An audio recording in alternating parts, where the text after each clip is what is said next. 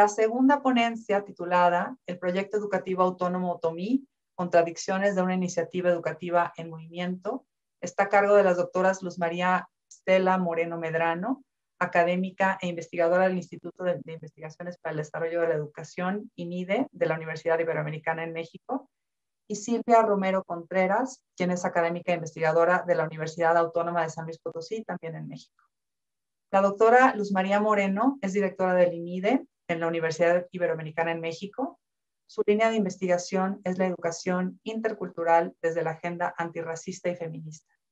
Es profesora en el doctorado de Estudios Críticos de Género, el doctorado interinstitucional en educación y la maestría en investigación para el desarrollo de la educación. Sus investigaciones más recientes están relacionadas con la búsqueda de alternativas educativas desde los movimientos por los derechos de los pueblos originarios en contextos urbanos. Tiene una amplia experiencia en la formación docente y directiva desde perspectivas colaborativas y de comunidades de aprendizaje y de práctica enraizadas en la diversidad de las necesidades educativas de cada comunidad educativa. Por su parte, la doctora Silvia Romero es profesora investigadora de la Universidad Autónoma de San Luis Potosí, Facultad de Psicología, también en México. Es doctora en educación por la Universidad de Harvard e investigadora nacional a nivel 2. Ha adaptado y desarrollado modelos de intervención culturalmente apropiados de lenguaje oral, lectura y escritura para alumnos típicos y atípicos. Sus principales líneas de intervención e investigación son evaluación e intervención en psicopedagogía de la lengua, educación inclusiva, formación docente y educación comunitaria sustentable. Ha participado en programas nacionales e internacionales de formación docente. Fue asesora del Programa Nacional de Integración Educativa en México y coordinadora académica de la especialización en educación inclusiva en Paraguay. Vamos ahora a escuchar con atención a la doctora Luz María Moreno con la ponencia El Proyecto Educativo Autónomo Otomí, Contradicciones de una Iniciativa Educativa en Movimiento. Adelante, Luzma. Muchísimas gracias, querida Cris. Y bueno, primero agradecer mucho el espacio y la iniciativa de poder colaborar con ustedes en este proyecto tan importante. Creo que es una oportunidad maravillosa construir estas comunidades de reflexión, pues más allá de las fronteras de nuestros países, y que la pandemia haya permitido eso, pues hay que celebrar. Muchas gracias. Pues yo voy a continuar con esta hermosa presentación que hizo Ita, desde la mirada de las niñas y los niños en este mismo movimiento político de resistencia de los pueblos otomíes en la Ciudad de México. Pues mi posicionamiento tiene así como tres patitas, ¿no? Desde la academia, con todas las contradicciones que eso implica, de estar trabajando en una investigación colaborativa de la mano con el movimiento social otomí, y al mismo tiempo con todas estas demandas, ¿no? de investigación más de corte pues más tradicional, en donde pues muchas de las cuestiones feministas apenas empiezan a tomar un poco más de fuerza, y hablar de espacios amorosos, de construcción de conocimiento, causan ronchas, y pues también desde los privilegios, ¿no? De estar trabajando en una universidad privada con grandes recursos, que durante la pandemia pues logramos estar como académicos y académicas en un encierro seguro, mientras estuvieron nuestros compas otomíes pues tomando el INPI, ¿no? En las calles.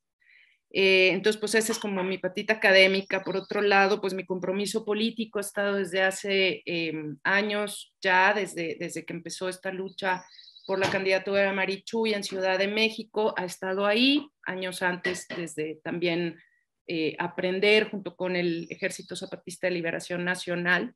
Entonces mi compromiso político ha estado ahí desde hace muchos años, pues deconstruyéndose y tratando de ver cómo acompañar estas luchas. Y por otro lado, pues mi posicionamiento como feminista en proceso de deconstrucción, ¿no?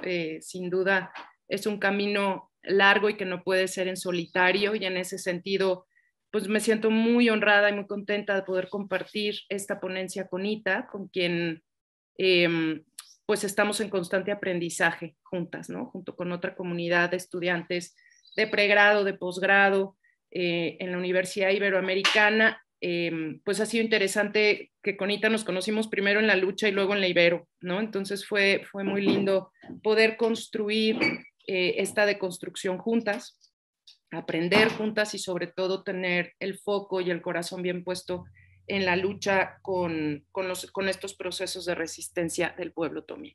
Entonces, bueno, habiendo dicho un poquito de mi locus de enunciación, les cuento que este proyecto surge en el 2018 en el marco del proyecto de Marichuy, en donde todos estos pueblos estaban organizando para apoyar esta candidatura de la primera mujer de pueblos originarios que buscaba la presidencia del país, ¿no? Entonces fue todo un movimiento muy interesante. Y en esos encuentros, la comunidad otomí nos mencionó que para ellos era muy importante que pudiéramos apoyar la educación de sus hijas e hijos, la escolarización de sus hijas e hijos, porque no estaban recibiendo pues de manera digna ese derecho, ¿no? Había mucha discriminación, había muy bajo compromiso de las escuelas con los niños y con las niñas.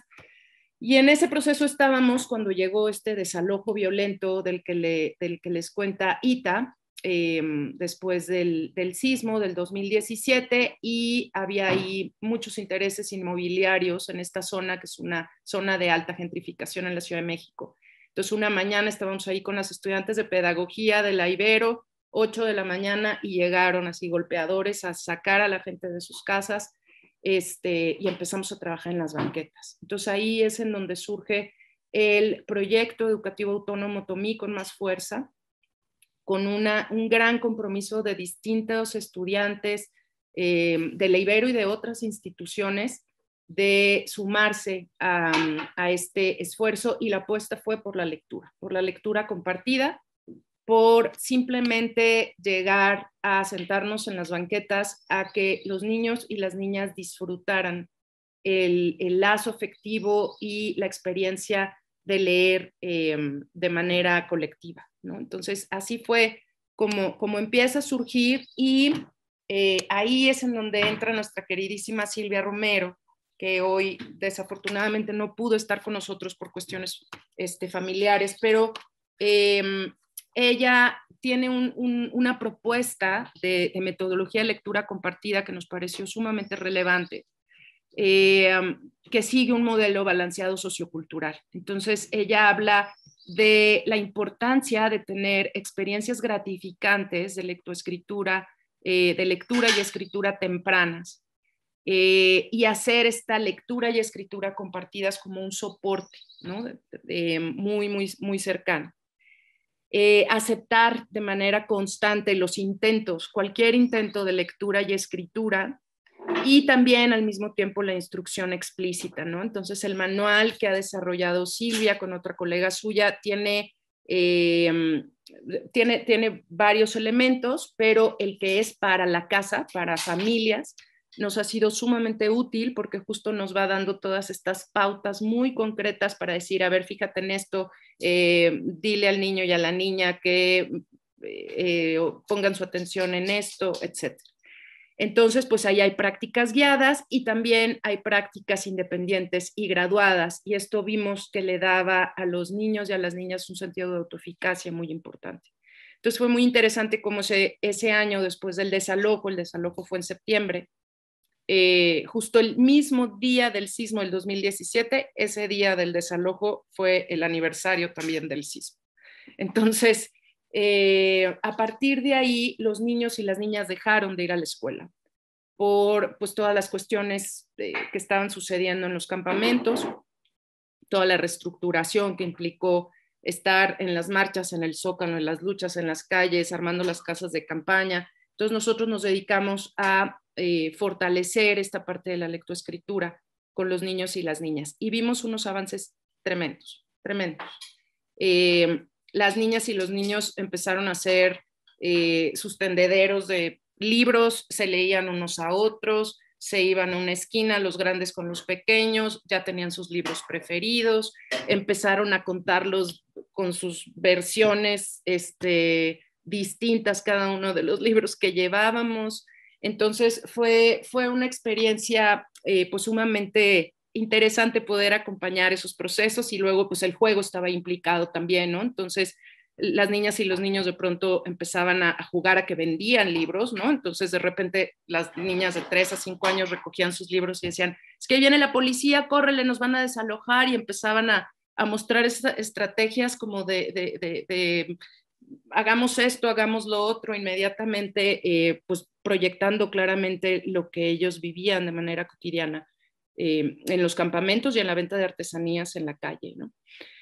Entonces, bueno, todo esto fue todo un proceso de proyecto en movimiento, ¿no? Esto no surge desde la academia como un proyecto completamente armado, con objetivos, metodología. Esto ha ido como un proyecto emergente en donde se han ido integrando diferentes cosas que ayuden, ¿no? Que abonen a que los niños y las niñas sean el centro, lean, disfruten y narren sobre todo sus experiencias, ¿no? Porque veíamos las prácticas lectoras sin duda como una práctica social. Entonces, bueno, aquí pueden ver algunas fotografías de las niñas y los niños leyendo, distintas edades, trabajando de manera personal con estudiantes de pedagogía y también con estudiantes de posgrado, haciendo un mural después del tema del desalojo. Y también empezamos a tratar de que narraran sus propias historias, ¿no? Lo que ellos quisieran relacionado con la lectura o con la versión que ellos habían hecho de la historia con base nada más en los dibujos, pero la idea era que narraran.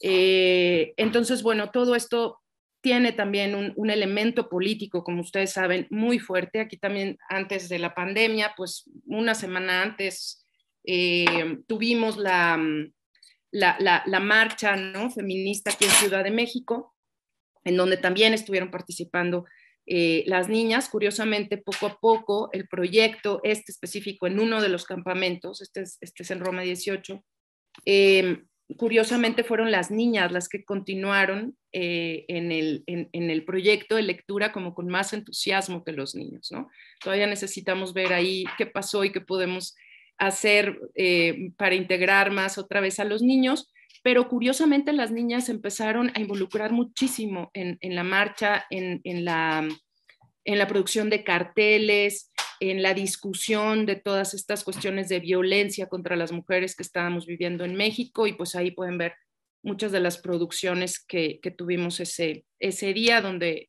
fuimos a la marcha. Y bueno, aquí les voy a compartir esta narración de una de las niñas que se llama El rancho de mi abuelo.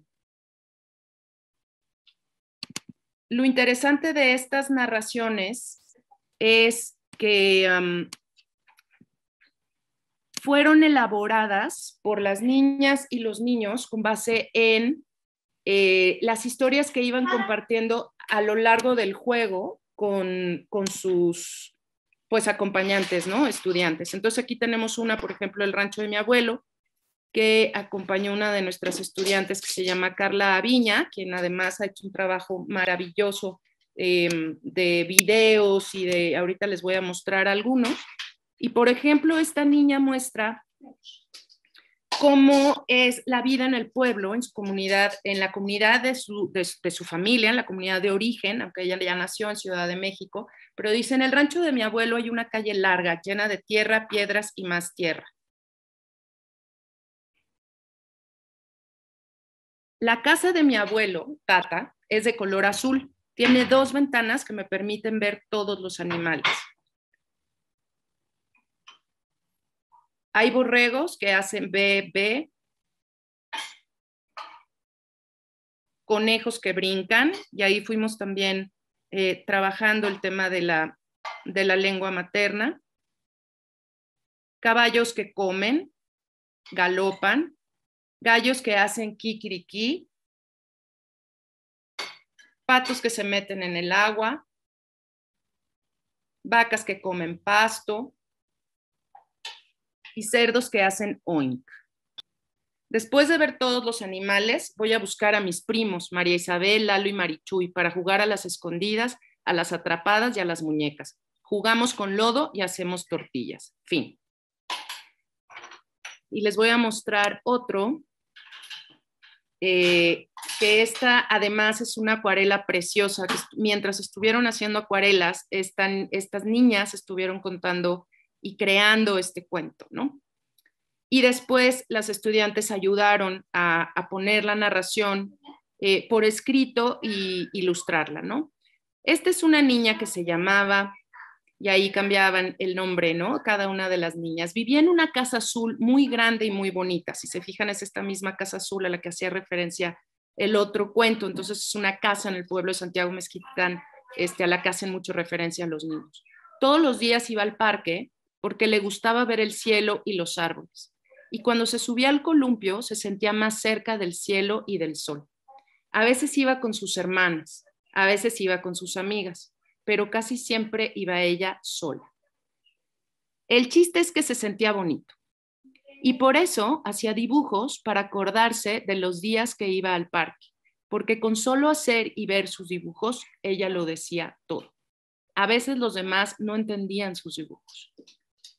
Eso no importaba, pues no tenía que explicarlos para saber que eran importantes y muy especiales.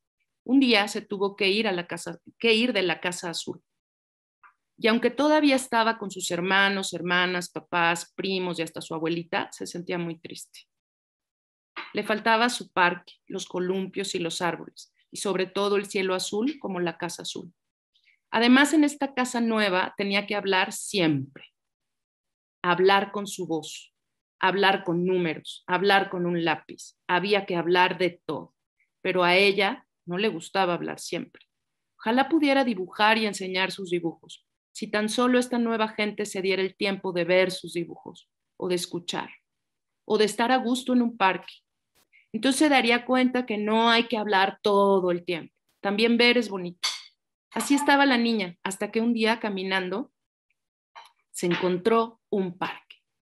Era chiquito, pero había columpios, una resbaladilla y hasta unos arbolitos. Y también otra niña se mecía en uno de los columpios. Estaba calladita. No se dijeron nada, pero se mecieron juntas. Todos los miércoles se veían en el parque. Eran amigas, aunque no hablaran. La niña quería conocerla más. Ni su nombre sabía, pero ¿cómo? Ella bien entendía lo que es no querer hablar. Entonces tuvo una gran idea. Agarró algo de papel, unos colores y lápices y se fue al parque. Como siempre, encontró a su amiga. Pero en vez de columpiarse, se sentó a pintar. Se acercó a su amiga y se puso a pintar también. Ese día aprendió que que le gustaban los perritos y las flores, que vivía en una casa rosa y que amaba ir al parque y pintar también. Se dijeron tanto y eso que estaban en silencio. Y ese día, aunque la casa azul ya era rosa, el cielo sí era azul otra vez. Wow. Entonces, bueno, estuvimos haciendo ahí pues varios de estos intentos por que los niños y las niñas vieran sus narraciones en estos textos, ¿no? Y fue maravilloso para ellos ver cómo habían logrado hacer una historia ilustrada y que además podíamos compartir con otras niñas y niños. Otra de las actividades muy interesantes después del desalojo fue escribir cartas con las niñas y niños que estaban en Santiago Mezquititán. Entonces, también a través de un estudiante postdoctoral que estaba haciendo una investigación también en Santiago, logramos hacer este intercambio de cartas y fueron unos mensajes maravillosos de solidaridad, sabiendo que las niñas y los niños aquí estaban en una lucha por la vivienda, que estaban viviendo en las calles. Entonces los mensajes fueron impresionantes, ¿no? Y ellos se sintieron sumamente apoyados por su comunidad en Santiago y eso le daba mucho sentido también a la lucha aquí. Entonces, bueno, esta es la historia. En la pandemia, pues ya les contó Ita todo lo que sucedió. Y tratamos de hacer aquí un proyecto con otras comunidades en otros lugares del país para saber qué era lo que estaba pasando en la pandemia en cuestión de conocimientos y de producción de resistencias, ¿no? frente a la pandemia y frente a las medidas que estaba tomando el gobierno en la pandemia. Entonces, bueno, nos reunimos ahí algunos colectivos en Guerrero, un proyecto en Xochistlahuaca, la Universidad de la Tierra, la Universidad de Icía, que es el pueblo Ayuk, en Oaxaca también, y Comunar en la Sierra Tarahumara, y nosotros como Proyecto Otomí. Entonces hicimos un proyecto en conjunto y tratamos de rescatar qué era lo que los niños y las niñas estaban aprendiendo en todo este proceso de la pandemia y al mismo tiempo de la toma del INPI, ¿no? Entonces, bueno, ya Ita les contó todo este proceso de las mujeres en donde deciden tomar las instalaciones del INPI, nos acercamos a trabajar ahí y les dejo aquí cómo se ve la lucha desde los ojos de las niñas y los niños.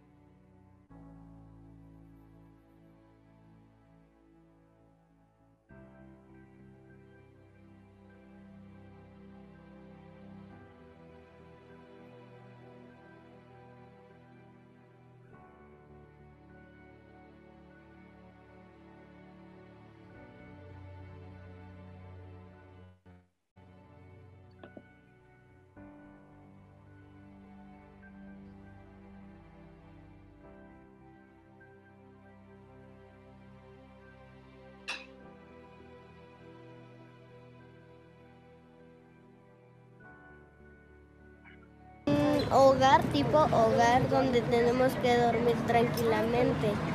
Y cuando ya llueve, pues no nos tenemos que inundar. Y a la vez triste porque también extraño nuestra casa o mi casa, porque ahí tengo todos mis juguetes y mi ropa. Sí me siento feliz, pero a veces no. Feliz porque ya tenemos a dónde dormir, porque ahí es nuestra casa. Sí, nos dormimos a veces abajo. Por las lluvias ahorita ha estado lloviendo y ahorita nuestra casa se ha estado inundando y aquí no. Me sentimos bien. Quiero que los derechos de las niñas se cumplan y quiero una vivienda. Quiero que los derechos de las niñas se cumplan y tener una vivienda. Yo me siento feliz porque tomé el INPI y porque tenemos donde vivir aquí en el INPI y dormir. Quiero que los derechos de las niñas se cumplan. Que se cumplan el derecho de las niñas. Estoy feliz porque me da de comer aquí.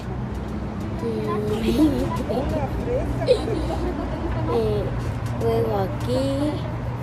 Quiero una vivienda. Estoy feliz porque hacen comida y duermo y la parte está chido para jugar. Quiero una vivienda. Me gusta aquí, no me mojo, me dan de comer rico, me gusta aquí, dibujo, me gusta dibujar me caliento aquí, me duermo aquí, bien calientito y me gusta aquí. Feliz porque ya no sufro frío y aquí estoy muy bien. Aquí no me mojo, no siento frío y aparte porque nos llega comida. Quiero que mis derechos se cumplan. Quiero que mis derechos se cumplan. Porque no me mojo ni nada y me dan de comer y me tratan bien. Quiero que mis derechos se cumplan. Estoy feliz desde que tomaron el INPI porque así defendemos nuestros derechos. Defendemos los derechos de los niños y de las niñas. Aprendí a que debemos respetar las cosas de los demás, debemos respetar las viviendas, debemos respetar las lenguas como ñoño, español, otras lenguas. Yo me he sentido bien por esto que estamos haciendo, defendemos nuestros derechos.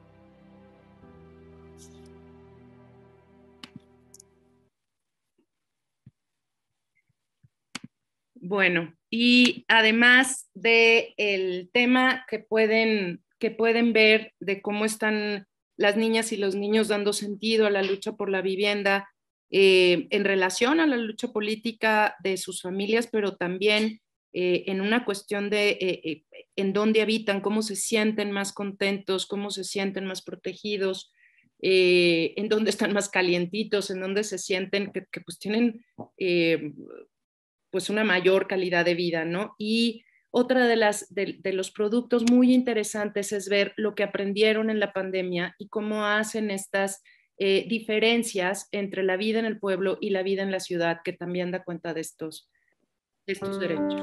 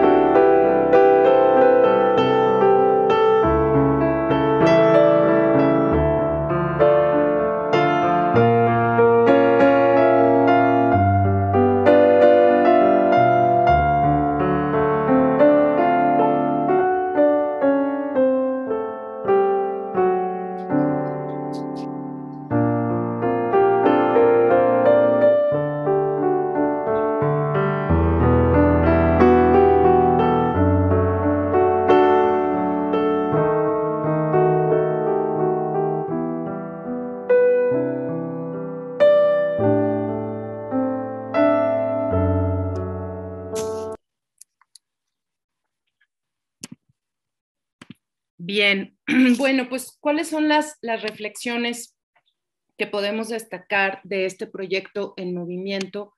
Pues la importancia de poder visibilizar la agencia infantil como parte de la lucha política. Tenemos ahí una estudiante que acaba de hacer una tesis muy interesante, Pati Hernández, que ya está publicada sobre esto, justamente sobre la agencia infantil que logramos observar en estas niñas y niños.